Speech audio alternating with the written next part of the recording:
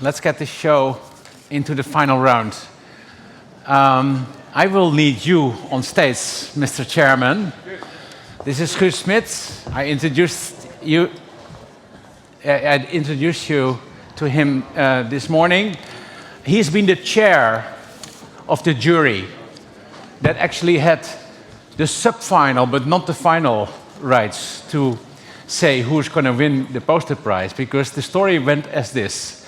There were 128 posters. They were online all week.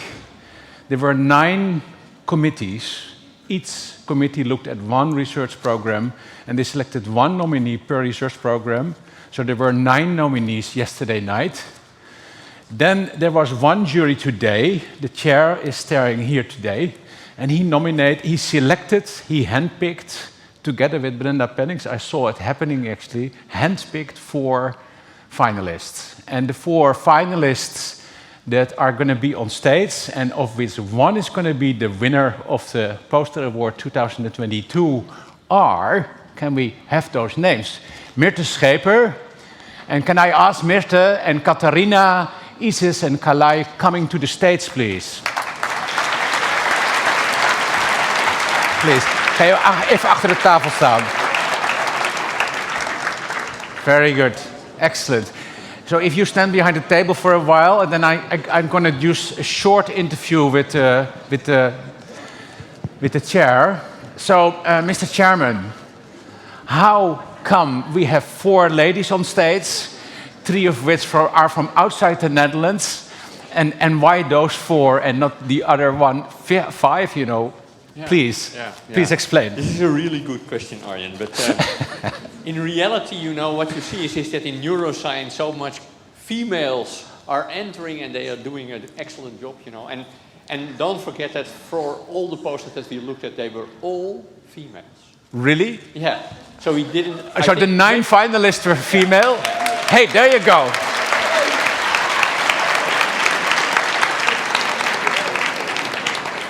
So we were not confronted with any gender bias here, right? It was a simple task from that perspective. Very good. The complexity came, of course, to make choices, right? In the phone. And from those 9, we selected, and it was not only Brenda, but also Paul Lucas was involved. So the 3 of us looked at these posters very carefully, and we selected you guys because of several reasons. So let me be very short, but just say a few sentences why we did this. So Mirte, for instance, you looked at a microRNA that regulates SIRT1, and SIRT1 is a known gene and very important in neuroprotection. And one of the things that you did, in fact, the poster tells you 2 stories. You know, it tells you that the microRNA can regulate that gene. That's not known, and you find it out. And secondly, you make the point, you know, that microRNA then may even be used as a biomarker. You know? And I think that is a very interesting future direction. And also what was apparent from your poster is that you have been thinking about this because the future directions were really clearly set out. You know? And I think that also stood out from many of the posters that you indicated that. So well done, Mirte. Now then, we had Katharina. And Katharina looked at well-known molecules. Amyloid, GFAP, neurofilament. I think a lot of people here in the audience will know about these molecules. But what you try to find out is whether these proteins also have a role in Lewy body disease, you know, and whether they could be used for subtyping, basically, and being used as a biomarker. We found your poster really straightforward, really going to the results directly and showing the data, right? And you could easily draw your conclusions there. That was really helpful. So there was, in fact, little text. We noticed that most of the text, in fact, went into the co-authors, because you had a huge number of co-authors in this study because it was a consortium. Yeah? So that was a consortium effort. It's great. Okay. Then Isis. I think, Isis, you have been looking at specifically the role of neurons in a circuitry that are delineating addiction and relapse to addiction. And we found this poster so interesting because it has a series of basic technologies, really fundamental science. It was in, you know, with beautiful technologies in like optogenetic tools, etc. innovative paradigms. It was really well explained and well readable, the poster, although it's a complex issue that you tackle. And obviously, the topic is interesting because it's so important to find the circuitry behind addiction, relapse to addiction. So that's the reason why we also selected your poster. And Kayleigh finally talked about prenatal adversity and in particular and genetic variation and how that translates in PTSD symptom severity in adulthood after a trauma exposure. Now you can already see this is a very long title. I really have to look at the text to explain. It was also a complex issue to explain, and we thought you did a great job in explaining it so well. You know? And then there was one other thing, that is, Kayleigh, you used something that no one used in all the other posters, that is colors in the text. And you may hate it, you may like it, but you were doing it in a very creative way by using colors to connect topics throughout the text. So you could read the green ones, you could read the purple ones, you could read the blue ones throughout the text and then make the connections. So creative, for sure. Okay, so Arjen, I think these were the reasons for the jury to select these four. Very good. Yeah? Thank you very much, Chris. Thank you. All right. Okay, so now it's up to you. So what I'm going to do, I'm going to ask each of the candidates to give a short elevator pitch, 3 minutes max. Then I will ask maybe some questions to get to know the candidate a little bit better, because there's always this other aspect. So they looked at the poster. The poster will be projected on the screen. It will be hardly readable. But just look at the pitch and see how you feel. What does your intuition tell you after you've seen the 4 pitches? Because that is probably the best decision, right? Intuition. I asked the psychiatrist. Intuition is a good guidance, right? Yes. All right. So Mirte is going to take first. I'm going to give you a microphone. Yes. Okay. And you have 3 minutes. Please take it away. Okay. I looked at Parkinson's disease, and Parkinson's disease is a progressive neurodegenerative disorder that most of you probably know because of the motor symptoms. And these motor symptoms are mainly caused by the loss of dopaminergic neurons. So these are changes in the gray matter. However, recently, more studies have been done on what happens before this loss of dopaminergic neurons, and these are actually changes in the white matter. So with this information, we wanted to look at what happens in this white matter. So we set out to identify microRNAs that were differentially expressed only in the white matter in PD patients, then look at targets of these microRNAs and also look at the biomarker potential of these microRNAs. So we started off with RNA sequencing, which identified multiple dysregulated microRNAs, and we chose one of these, which you can see on the poster, which is MIR543. We validated the expression of this microRNA in the white matter of PD patients and actually found it to be upregulated in Parkinson's disease without dementia. We then looked at the targets of MIR543, and one of the predicted targets is SIRT1. This relationship between the microRNA and SIRT1 has previously only been shown outside the brain in studies in, for example, gastric cancer. Mm-hmm. So we wanted to find this targeting also in the brain. To do this, we first looked at the general SIRT1 expression in the tissue of PD patients, and only in the white matter did we find dysregulation, or in this case, actual downregulation of SIRT1 in early PD white matter. From this, because we wanted to test this targeting in the brain, we also did a series of transfection experiments where we transfected astrocytes with a microRNA mimic to increase the microRNA expression, and in line with our hypothesis, we indeed found a downregulation of both mRNA and protein levels of SIRT1, indicating that this targeting also happens in the brain. Then lastly, we also looked at the biomarker potential of MIR543 as we had CSF available of the same patients, and we found very promising results of this microRNA being a potential biomarker in Parkinson's disease. Of course, this is CSF post-mortem, so it will be also very interesting to see at CSF of patients that are alive, also in other cohorts, and of course this biomarker needs to be first excluded from other diseases before it can be a biomarker of Parkinson's disease, but overall still a very promising result. So overall we validated that SIRT1 is a target of MIR543 in the brain, And these results highlight the idea that this targeting relationship possibly contributes to the early white matter changes that we see in Parkinson's disease. Thank you. Very good.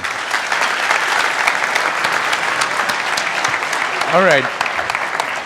So just basic question. So so you're in a PhD project, right? This was my entire master's project, and now I'm in a different PD project, yes. So you're in your first year of your PhD? Yes. All right, that's spectacular. All right, so is the microRNA that you identified as a biomarker, is that a disease etiology biomarker? Can it be used as a predictive biomarker? That is one thing that still needs to be looked at. So as I just mentioned, that this CSF was from post-mortem, indicating that from the results we see now, it would be more of a post-mortem diagnostic biomarker. But then looking at possible earlier time points of CSF, taking CSF from patients, if you would find similar results for this biomarker, it could indeed possibly be a predictive biomarker if we also exclude that it's not, for example, a biomarker for neuroinflammation or other processes that are happening in the brain. All right, yeah. So you said this was your entire master's project? Yes, How with many an extra months when I started my months. PhD. That's because it seems like a lot of results for a good. And it's only part of it, yes. Okay, so was there a breakthrough moment in this project period that you had? Was that an aha-erlebnis, or the first time you made the connection between microRNA and SIRT1? Yes, so the part of my project that I received from my supervisors was indeed the differential expression, and after that they told me, go find a target. So I indeed did a variety of different bioinformatical analyses and looked at also targets that were already validated.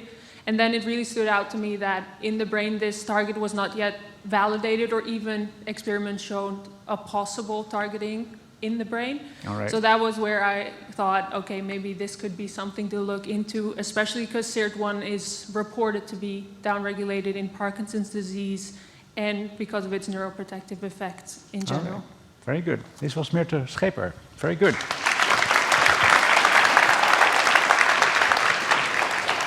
All right. Katharina Bolsewig, is that correctly pronounced? Bolsewig. Bolsewig. Well, here are your monitors. This is your 3 minutes, please. Hello, everyone. My name is Katharina. I'm a PhD student at the Neurochemistry Laboratory of the Amsterdam UMC. And as it was introduced already, in my project I focus on plasma biomarkers for dementia with Lewy bodies. Dementia with Lewy bodies, or DLB, is the second most common cause of dementia in the elderly after Alzheimer's disease, and we see some symptomatic but also pathological overlap between these two diseases, as we see in about 50% of the DLB cases, amyloid deposition also occurs. But while plasma biomarkers in particular are already widely examined in Alzheimer's disease, we know really little about them in dementia with Lewy bodies. So this is where we stepped in, and we measured plasma A-beta 42/40 ratio, GFAP and NFL in a large multi-center cohort where we really focused on the big DLB group of 340 participants. Our aim was to analyze the differential expression of these proteins between diagnostic groups, and also to analyze in the DLB subset their possible association with DLB core features, cognitive decline, and also amyloid positivity. And what we saw was that plasma A-beta 42/40 was decreased in Alzheimer's disease, but we didn't see any difference between controls and DLB. And NFL and GFAP were both increased in AD and DLB when compared to controls. And this is really in line with previous studies. When we were looking at the DLB subset, the only biomarker that was associated with amyloid positivity as determined by CSF A-beta 42 status was the plasma amyloid ratio. And this could indicate that in the future, possibly, the plasma biomarker could become a less invasive alternative for the CSF biomarker. But to really claim this, we would need more validation studies in more DLB studies. And we would also need to establish cutoff values, of course. The only biomarker that was associated to any of the DLB core features was NFL. As you can see, DLB subjects with Parkinsonian symptoms presented higher NFL values, probably indicating more neurodegeneration in the motoric brain areas. And lastly, we identified that NFL and GFAP baseline values were associated with cognitive impairment at baseline, and higher biomarker levels at baseline would also predict a more rapid cognitive decline. As you can see in the bottom row, the green line represents low baseline biomarker values, and the bluish line depicts high baseline biomarker values, and you can see the steeper decline of MMSE scores across the follow-up years, which indicates their possible use as prognostic biomarkers, which is really important in the clinic as we can get an idea on disease progression, but also help patients understand what are the upcoming changes in their lives. Thank you. Very good.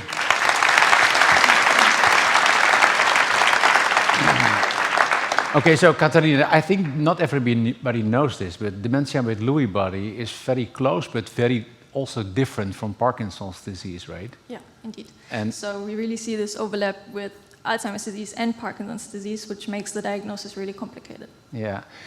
I didn't see you talk about tau. So can you explain to us, is there no tauopathy in dementia with Lewy bodies? There is, and this was performed in a previous study actually, in more or less the same cohort, so we are the follow-up study. And they also saw increased levels of p-tau 181 and 231, which also was associated, for example, to the amyloid status, and also predicted a more rapid cognitive decline. All right. So in which year of your PhD project are you? I just started my third year. You just started your third year. All right. This is Katharina. Yes. Okay, now we're going to the third. She stands forward. Oh, good. She is competitive. Very good. All right. This is Alonso-Lozares. Do I pronounce it correctly? More or less, yes. All right. She's on the CIA program. She has been supervisor actually to Mirte at a certain time before, so they are really friends, in fact. You know, it's a fairly friendly competition. She was my first student as a... Be friendly to her, yes. All right. Please take it away, Isis. All right. So we know that in alcohol addiction, the associations between otherwise neutral contexts and cues, such as a bar and the alcohol, can be so strong that encountering such cues can trigger relapse after a period of abstinence. And so we can look at addiction as a disorder of motivation and associative learning. And this makes it important that we look at how these alcohol memories are formed. And this is what I've been looking at during my PhD. And in particular, I've been focusing in lateral hypothalamic GABAergic neurons, LH-GABA for short, as these neurons are thought to be involved in other motivational and learning processes. And so in the lab, we study these by training rats in an alcohol Pavlovian conditioning task, in which first we put them through a conditioning phase, in which we teach them to associate a cue, such as a light, with alcohol delivery in an alcohol pod, and a different cue, such as a sound, with no programmed consequences. And so in this phase of the task, we measure drinking, and we assess memory acquisition. Then we put them in an extinction test, and in this phase of the task, again, we present them with the cues, but these are not reinforced. And so here we measure alcohol seeking, and we assess memory expression. And so the first thing that we wanted to do is to see what LH-GABA neurons are doing during this task. And to do that, we used pyrophotometry calcium imaging to record the activity of these neurons. And in short, what we see is that initially, these neurons respond to any incoming cues, regardless of the valence. But when the animals have learned, these responses to the alcohol cue are sustained, while the responses to the irrelevant neutral cue are decreased. And this suggests that these neurons are involved in attentional processes modulated by learning. When we look at what these neurons are doing during the extinction test, we see that these neurons maintain their activity when the alcohol is expected but not delivered. And so we think that this might mean that these neurons are involved in reward prediction error-like processes. But this is all well and good. Okay, these neurons show activity, but is this relevant for behavior? So then what we did is we inactivated these neurons with optogenetics during the conditioning phase, during the presentation of the cue. And what we see is while the control animals learn this alcohol memory, the experimental animals fail to form the memory. And the drinking remains largely unaffected. But most importantly, what we see is that when we look at the extinction test, only the control animals show the expression of the memory, while the experimental animals do not. And this makes sense since the control animals are the only ones who should have formed the memory.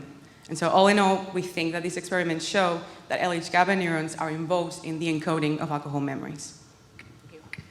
Very good. Excellent. So, Isis, what are you from original training? What was your master's degree in? My master's was in neuroscience at the VU, but I'm a psychologist by... You're a psychologist, and so you crossed over to neuroscience. I crossed over to neuroscience. What made you make that decision? I didn't like social psychology that much, and I was missing the biology aspect of it and cognitive neuroscience sort of aspects of things. Right. So, last question, in what year of your project are you at? I'm finishing up. You're finishing up, all right, very good. This was Isis. So, before I make the same stupid mistake again, what is your name pronounced like? Kayleigh. Kayleigh, all right. So, this was reinforcement learning, right, Mark? Okay, so I did that right. Kayleigh, your story is coming up and you have 3 minutes. Please take it away. Thank you. Many people experience trauma in their lifetime, but only a small proportion of these go on to develop post-traumatic stress disorder. So we want to know who are these high-risk individuals and what are the risk factors. We know that childhood trauma is a risk factor following trauma for post-traumatic stress disorder, but can the same be said for prenatal undernutrition? And then we also need to consider genetic factors, and more specifically the central stress system, or the hypothalamic pituitary adrenal axis. Within this system, we have the glucocorticoid receptor, which plays a central role, and 4 functional single nucleotide polymorphisms have been described in this receptor. So this brings me to my aims. First of all, does prenatal undernutrition influence PTSD symptom severity following later life trauma?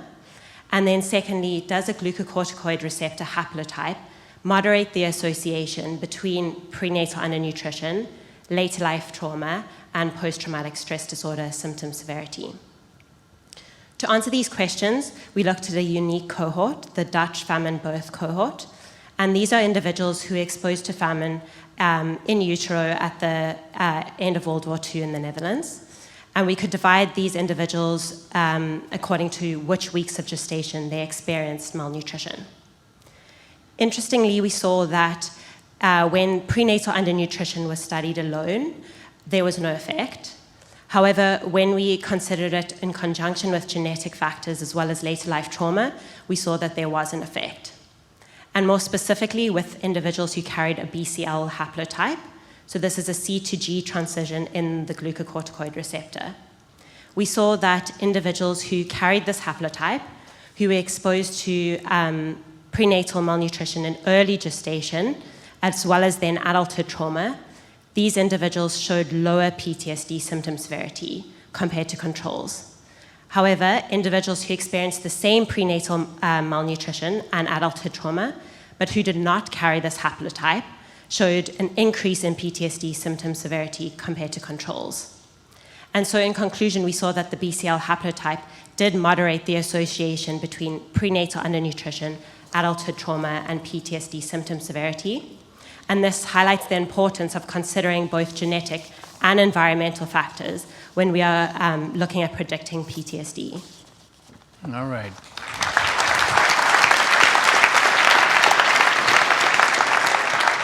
So Kayleigh, so you basically you have been working on a sort of genetic risk score factor, right? Well, not a risk score because it's just one gene, but yeah. Will it make it into practice? In fact, the results of your results. I wouldn't say it would make it into practice, but it's a good, I guess, like to add with other factors as to when someone experiences a trauma, as to who we should focus on versus who won't go on to develop PTSD. All right. So where are you in your project? Year-wise? Well, this is just part of my master's internship, so I'm in my second year of my master's. Oh, you're an undergraduate. All right. Yeah. This is Kayleigh. Very good. Okay, so we saw 4 candidates. There's no gender bias. We talked about microRNAs. We talked about proteins, Parkinson's and dementia with Lewy body. Then we talked about alcohol misuse. And then we talked about not a genetic risk score factor, but we talked about PTSD. They are in different phases of their careers. You have all seen glance-wise their poster. I will now open up Slido. So if you all please go to Slido, you'll see the code here. And Slido will be open for 2 minutes. And basically, it's up to you to decide who is almost a little bit better than the other ones, because this is a friendly competition. So we're going to have a winner who's going to actually take it away, the check of 400 euros. This collector's item that we have. And then, of course, big flowers and kisses from the directors.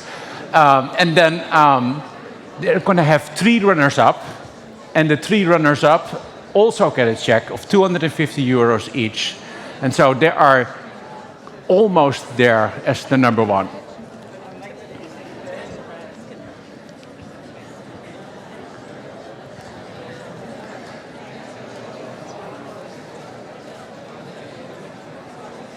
So there's negotiations in the room. So what do the directors? They are negotiating about the result, right? Oh, so you cannot no longer vote. You're a chair. Yes. Yeah, we can follow on Slido what's happening here. Are you not in Slido? Okay. All right. Okay. Good. You're following in Slido. Very good. All right. So we have 30 seconds to go. You know, I have a hairdresser from Napoli. He had a very good day last Tuesday. Actually, today is my good day of the week, because you are all here, and my hairdresser is not here, because he cannot laugh at me, because, you know, Napoli played Ajax, and they lost 6-1, which is quite a showstopper. All right, no applause here. All right. Okay, so we're almost there. I hear the drums in the back of my mind, and the results are going to be shown on stage. Isis Alonso-Lozares. Congratulations. Okay, so you were going to give me a first reaction, right? Sorry? You were going to give me a first reaction. Please, come with the first reaction. But how do you feel? How do you feel? I was very nervous. I'm still quite nervous, but I'm feeling better. Very good. All right. Congratulations. Thank you so much. Here is your check of 400 euros. Congratulations. Applause. And so you're going to get the collector's item. Oh. Yes. And so here is the 3 runners-up. They also get a check. 3 checks of 250 euros, flowers, and this collector's item that all the others don't get. So this was your moment of fame. All of you. Yes. Congratulations. Well done.